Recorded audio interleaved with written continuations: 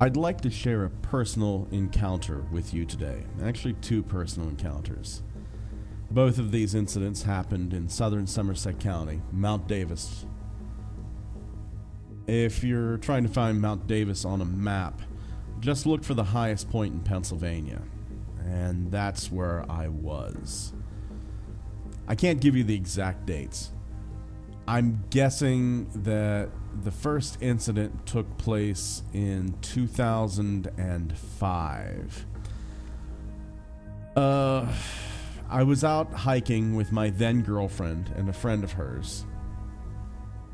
And we got to an old gas well. Now, this gas well had long been abandoned. And what they'd done, this gas well was a small hill, maybe about 300 feet across, and they had just flattened the entire hill. They just took the entire top of the hill off, made it flat.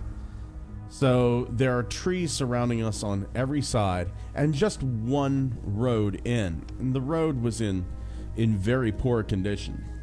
It had been raining a lot, and we're making our way across this flattened hill, this old gas well, whenever my then girlfriend said, "Hey, look, tadpoles." She was in the rear. My friend and I both turned around, and just for a second, actually not even a second, I would say a fraction of a second, I saw something big and gray looking at us from the edge of the woods. Whatever it was massive. I didn't even have time to react. I jerked my head back. Whatever it was gone. Absolutely gone. And I chalked it up. I chalked it up to just my imagination.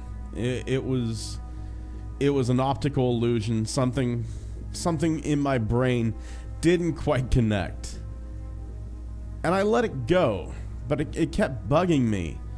So about 10 minutes later, I kind of laughed. We were still hiking through the woods. I kind of laughed and said, I thought I saw something back there at the tadpoles.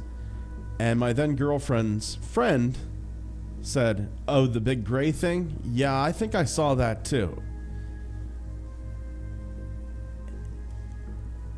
That kind of shook me up. I had never mentioned the caller, and yet he had seen it. He had obviously seen the same thing I had, and it disappeared just as quick for him. Make of that what you will. In the fraction of a second, did it vaporize? Did it run off down the hill? Did it slip into an alternate dimension? I don't know. Was it just an optical illusion messing with our brains in the same way? Haven't a clue. 2 years later, and I know because I was very upset that the girlfriend I was with at the time and I had broken up, and it was a messy, nasty breakup. I'm driving home, and my home was in the mountains of Pennsylvania. It was in Mount Davis, and I am just depressed as hell. And I've decided I don't want to walk to my front door. I'm going to drive up right to my front door. Remember, I live in the woods, so I have this option. I'm going to drive up to my front door and just walk in. Now, to drive up to my place, I have to drive past the pond on my property. This photo that you're seeing right now, the photo that I've had up this entire time, I didn't take this photo. I wish I had. I wish I had taken a photo of what I'd seen that day. But of all the things that I've seen online, all the Bigfoot photos, this is what looks the most similar. And this doesn't even do it justice. The thing that I saw had a lot less hair. I would say it's about 8.5 feet tall. Muscular as all get out. I didn't see the front of it. I did not see the front of it. I only saw its back. This thing was standing in my pond, facing away from me. And it must have been looking down. Either that or the head was centered very low on the torso, almost like the head would have been growing out. But like I said, I didn't see the head growing out of the chest. I did not see the head. This thing was V-shaped. That's the best way I can describe it. It was V-shaped, and it was covered sparsely in long, scraggly gray fur. And I could see the pale skin underneath of this. Excuse me. I could honestly see the pale skin underneath of this. It knew I was there. Did not turn around to look at me. Instead, it walked straight through the pond, got about hip deep, and I know that that pond gets about 3-4 feet deep in the section that it walked through. It exits the pond, goes through my garden, and into the woods.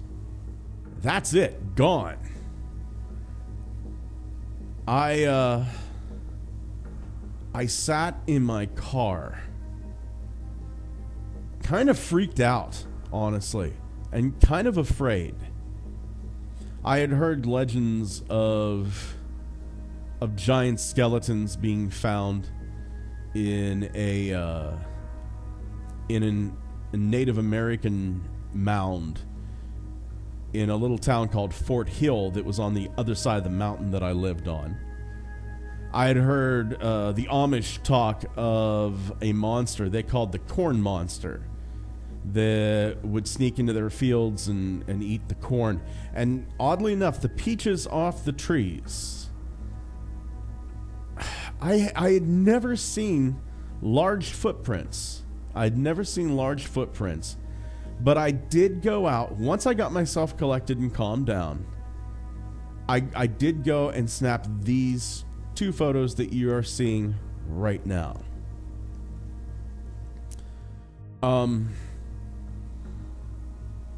These are the only 2 footprints that I found there. They are what they are. I didn't see any footprints where it left. I didn't see any footprints going up to it, but these 2 footprints I did find. This is the very edge of my pond. That's my sandal right beside of it for scale. I wear a 9.5.